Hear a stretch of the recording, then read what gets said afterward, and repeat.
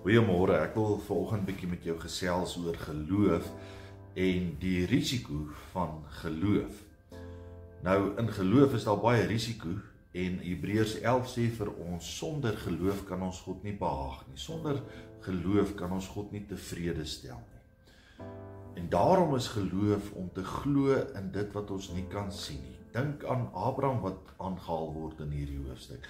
Abraham het God vertrou en gehoorsaam en die risiko geneem om na 'n plek te trek wat hy nie ken, die bekende agter te laat, die onbekende in te gaan, omdat hy vasgehou het aan God se belofte, omdat hy God se belofte vertrou het.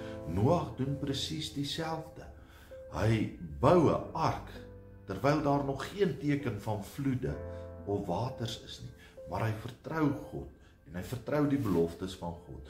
En daarom is geloof vol risiko's om God te vertrou al sien jy nog niks nie. Mag die Here vir jou en my help in hierdie tyd dat ons risiko's sal neem.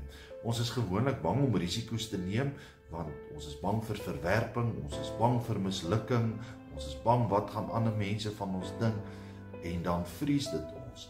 Maar wanneer ons fokus op die potensiële uitkoms, dink aan die potensiële uitkoms, toe Abraham gehoorsaam was aan die Here, ontvang hy uiteindelik 'n nageslag ver groter as wat hy ooit kon bid of droom.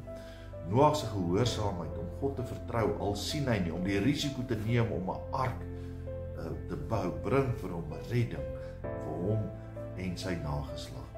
Mag ek en jy ook God behaag deur om te glo en om te vertrou. Mag jy risiko's neem, omdat jy fokus op God se beloftes en die potensiële uitkoms wat hy vir jou gaan gee.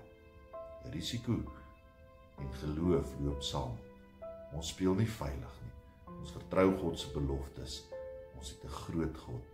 Mag hy met jou wees op jou geloofsreis. Amen.